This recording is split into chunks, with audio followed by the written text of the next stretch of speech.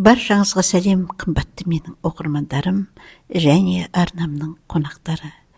Бүгін сіздердің назарларыңызға түрмеден келген қыз атты әңгіменің 9-шы бөлімін ұсынатын боламын.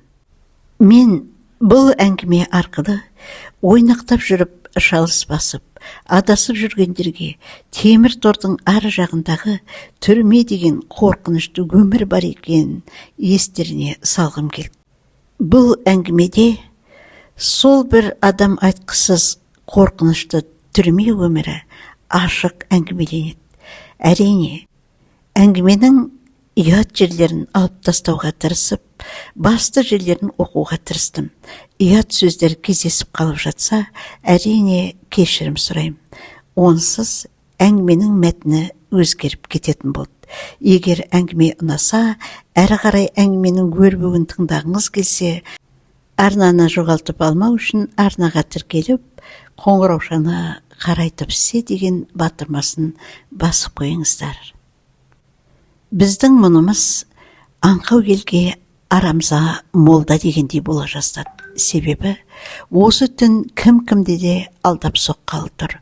Қазірше белгісіз, қайткенде де сақ болу керекпін. Көре-көре көсем боласың деген сөз бар ғой. Тас түнектей түрмеден ортадан келсең күдігің басым болады. Әйтпесе, анау-мынау нәрсеге қарапайым адам көңіл бөлмейді. Алайда бөлмейтіндер сіздер ғана. Сіздер мысалға ештеңе аңғармаған шығарсыздар, бірақ мен аңғарғанымды айтайын. Әрине, еркекке жолай алмай қурап жүрген келіншек мен есіктен кіргеннен бас салды. Сөйтіп, құтты бір сағынышын салқынын сездірмекші болғандай күйге түсті. Ал шындап келгенде ол маған құшағын жайған болып, қайта-қайта қысып сүйіп, қалталарымды тінтіп шықты. Мен де ақмақ емеспін. Пышағымды қол сөмкемнің түбіне сүңгіте қойғанмын. Енді сол сөмкені қадағалау керек. Жаным, барып шайынып аларсың деп, ол менің құлағыма сыбырлаған болды. Иә, барып душқа кір шығайын деп алдарқата жауап бердім. Сонда ғана бұл мені құшағынан босата берді. Аяғымды шешіп ваннаға ызып бердім. Әрине, ішінде гигиеналық керек жарағым бар қол сөмкемді ала кеттім. Бұл оған ешқандай да күдік тудырмайды. Өйткені душқа кірген қыздың бәрі солай жасайды. Ол сонда ыңылдап жүріп төсек жайғауға кірісті. Естіп тұрмын. Сөйтіп анау шкафты бір ашып, мынау шкафты бір ашып, төсек іздеп теңселіп жүрді. Осыдан ақ мен оның мына пәтерді жалға алғанына күмәнім қалмады. Айттым ғой, табиғи түйсігім мені ешқашан алдамайды. Оған себеп мынау бейтаныс пәтер мен бейтаныс төсек қой. Мені бір адам алдаса, ол анау жігітім ғана. Тіпті оның да алдап жүргенін білсем де, өтірігіне сенгім келіп жүрдім. Ол да жайдан жай емес. Ол менің қатарым, әрі теңім. Оның үстіне мен оны жақсы көремін. Ол тастап кетсе, осы жасыңда өзің шамалас бойдақ жігіт тауып көр. Әрине таппайсың. Тапсаң, қатын жіберген немесе қатыны өлгенді табасың. Сонда душтың кабинкасын таңғырлатқан болып жүрдім. Ерлі-зайыптыларды қайдам, бізде тұла бойын тазалану керексің. Онсыз төсекке жатпайды. Ол енді біраз уақыт, кемінде жарты сағат. Сонда төсегін қамдап, әрі-бері күткен келіншек болып қалдың ба деп есіктің сыртынан сипап өтті. Қазір жаным аз қалды деп салдыр-гүлдір шомыла бердім. Бірақ қашанғы тұрайын, дәу сүлгіге оранып, барып кең төсекке құлай түстім.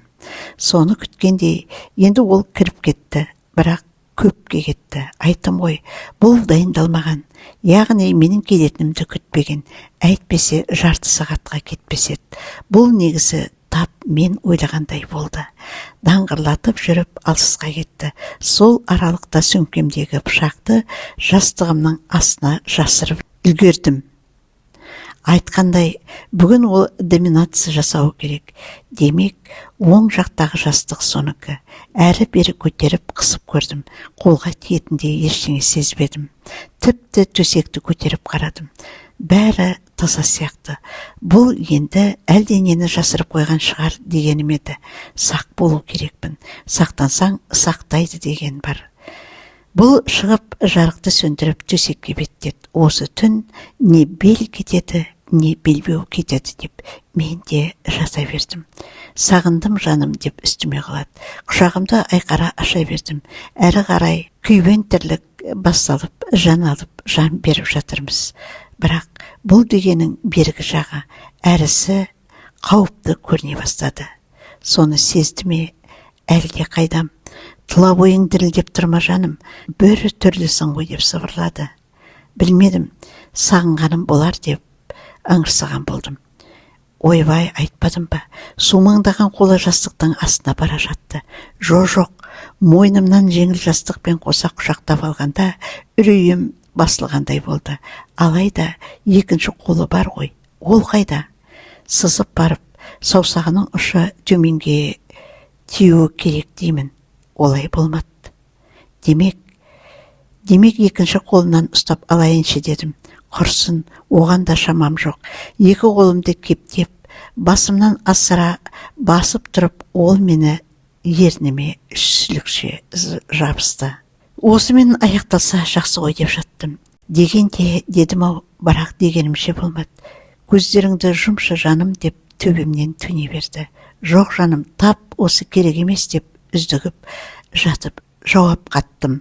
Ерніме жабысып сорып жатып, оң қолын терезенің ернеуіне жүгіртті. Сонда барып жүрегім сырқ ете қалды. Мен ақмақ ол жерді қарамадым ба жоқ па? Иә, сорлы қыз, сен қарамадың.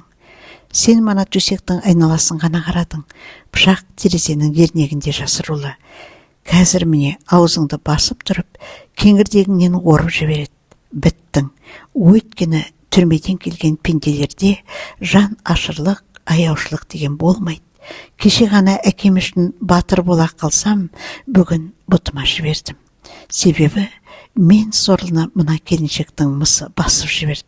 Бұл өзі сырттай қарағанда әдемі келіншек көрінгенімен, ашуына тисең, немесе косяк жасасаң, айдаһарға айналып шыға келеді.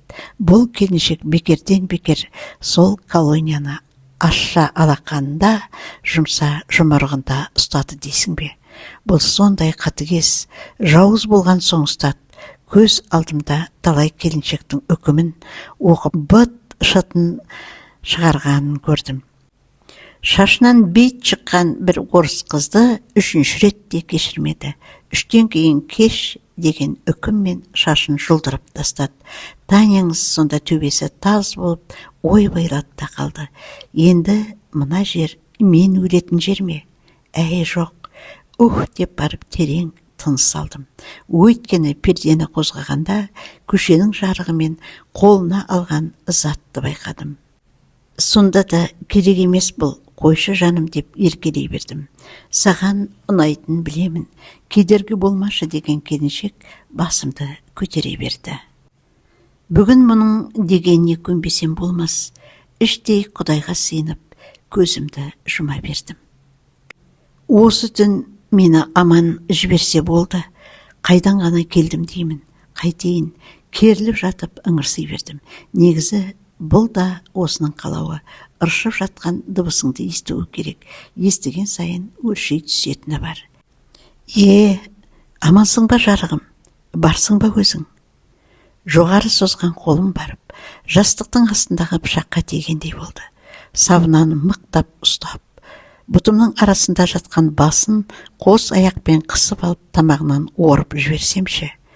Әнеуір сөз бар ғой, төбелес болатын біліп тұрсаң, бірінші соққыны өзің жаса деуші ме еді сондай. Содан соң жуынып жайынып кете бермеймін бе? Үш жігіттің тірідей сойғанда, мына келіншек не тұрар дейсің? Себебі, мұның көкейінде не жатыр білмеймін. Құмарын басып болып, қанымды шашып кетсе қайтемін. Не болса да соңына дейін күтейін, пышақ бар ғой. қапы қалмаспын деп жата бердім. Келіншек біраз тер төкті, сезіп жатырмын. Бұл сорлы әлемнің барын ұмытқан сияқты. Алаңсыз, ендеше маған да асығып керек жоқ. Артық қимыл жасамаса, қалаған беріп жата берейін. Арадан жарты сағаттай өтті. Сонда ғана жағы талды ма, әлдекім білсін, басын көтерген келіншек үстіме төніп келе жатты. Мен де қарап қалмадым. Пышағыма қарай қолымды соза бердім. Міне осыдан кейін сұмдықтың сұмдығы басталды. Ол менің пышаққа созған қолымды ұстап алып баса берді. Жоға, қиянаты жоқ сияқты. Әттең алып үлгермедім. Саусағымның ұшы тиген пышақ сырғып барып тық етіп жерге түсті. Сол жерде менің жігітім сап тиіліп жан-жағына қарады. Шамасы не түскеніне және қайда түскенін аңғармай қалса керек. Енді қарап жатуға болмайды. Мұны алдап жіберу керекпін. Бір сөзбен айтқанда көңілін бөлу керекпін. Мойнынан қапсыра құшақтап төменге қарай қолымды созған болдым. Алайда қайда жатқаны белгісіз, пышақ табыла қоймады. Осылайша мен сорлы, қолым пышақта, қиялым түрмеде жаттым. Құдай-ау, мына заманда қылмыс ашылмайды дегенге кім сенеді? Ашылмайтын қылмыстар тапсырыспен болатын қылмыстар. Өйткені ондай қылмысты топ-тобыр болып жасайды. Оның ішінде ментің де, сотың да, судьяң да, бандитың де болады. Әне сондай қылмыстар ашылмайды. Мұна мен өлтірсем, ертең ақ қолға түсетінім анық. Сонан соң рецидивист деп өмір бақи кетіп отырам. Үкімет рецидивистерді аямайды. Оларға заң қатаң. Егер де жалғыз қызы түрмеде шірейтін болса, жұртта қалған әкем мен анамның күні не болады? Жылап ажалдарынан бұрын өлмей ме?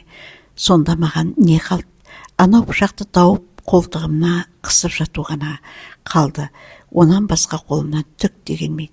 Қысқасы, келіншектің өң бойы суға малынды. Ыршып барып аударылып түсіп жата кеттім. Жауырынымды сипап жатып, ол маған әңгіме айта бастады. Мен болсам, қолымды салбыратқан болып, пышақты іздеп жаттым.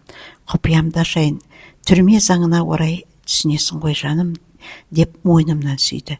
Әрине түсінемін деп құшағына тығыла түстім. Өйткені пышақ құрғыр табылмай қойды. Сол үшін душқа кіргенін күте тұрайын деп еркелеп жаттым. Тапсырыспен шықтым деп айттым ғой. Маған 6 айға рұқсат берген. Әлі оның 5 айы бар. Соған Ёлка Актюбинскаяны көмекке шақырсам деп отырмын, дейді. Осы Ёлка деген келіншек жайлы естігенім бар. Ол мынадан да өткен жау істейтін.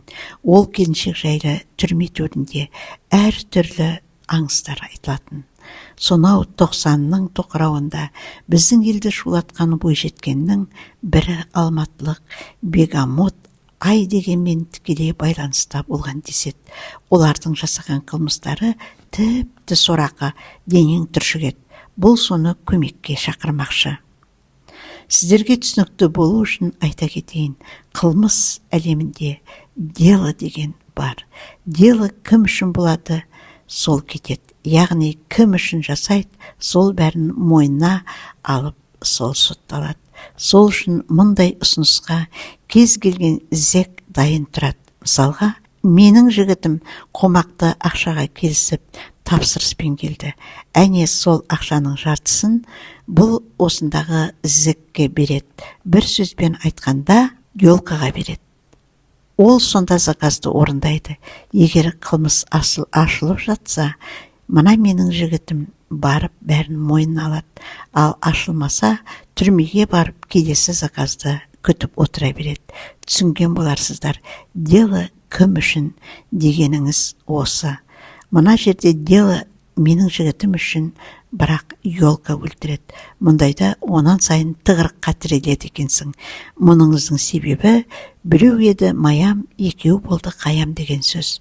Айтқандай, оның маған түрме заңына орай деп сөйлегені, қатаң ескерткені, құпиямды ешкімге ашпайсың дегені. Әрине деп алдап қойдым сонда. Сенем ғой саған, біздің арамыз өте жақын ғой, өзіңді қатты сағыныппын деп тағы да бір рет ернімнен сүйді. Сонан соң тапсырмасы жайлы әңгіменің ұшын шығарды. Ол менің әкем деп айтып көрсемші деп жатырмын, бірақ сабыр сақтау керек, сатып қояр деп қорқып, жанымды жаһаннамға жіберсеші, үндемей тыңдап жата бердім. Мен 3 ай аңдып жүріп өлтірген 3 адамды сен 5 минутта өлтіріп тастаған қызсың ғой, түсінерсің. Сол 3 адамның қаны мойнымда. Балдарының обалына қалдым. Сол үшін мына заказды Ёлкаға айтқым келіп отыр дейді. Құрсын, бұл айтқан сайын мен сорлы қорқып тығыла түстім.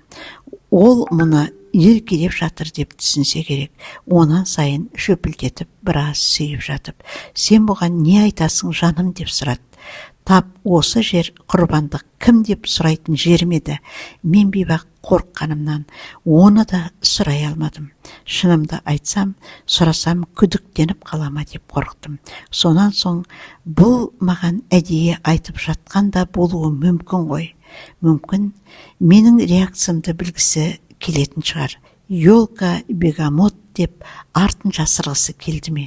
Жоқ, тоқташы жаным, сіз барып шомылып келіңізші деп үстімдегі жұқа жапқышты көтере берген жігітіме сылтау айттым. Тазамын жаным, өзіміздікі ғой дейді. Жоқ жаным, бұл жер түрме емес қой. Мұнда бәрі бар. Тек төбеңізден су құйып алыңызшы. Сосын от души деп кеуде тұсымды ұстап отырып алдым. Бұлайынша айтқанда ыңғайына көнбейтіндей сынай таныттым. Жарайды жаным, су тегін ғой деп бетімнен шөп еткізіп, жігітім ваннаның есігіне жетті. Мен сонда орнымнан ұшып тұрып, кереуеттің астын қарап, әрі-бері ақтарған болдым. Қолым жеткенше созып, жер сипап шықтым. Құрсын тоңқаңдап жүріп, қайта-қайта үңіліп қарадым. Алайда кәдімгі жажигалка шықты, ал жүзі үшкір пышағымды жер жұтты. Ол қайда кетті екен? Осында түсіп еді ғой деп бір сәтке ойланғанымша, жаным менің деген жігітімнің дауысы шықты. Әне сол дауысқа жалт қарағанымда, қолында менің пышағымды ұстап алған жігітім келе жатты. Мен бейбақ қорыққанымнан басымды бұға бердім. Әне таяп келіп тас төбемнен төне берді. Міне, құрметті оқырман, осылайша 9-шы бөлімді де оқып бітірдік. Әңгіменің жалғасын тыңдағыңыз келсе, әңгіме келесі бөлімде шығатын болады. Менің арнамда келесі кездескенше сау болыңыздар.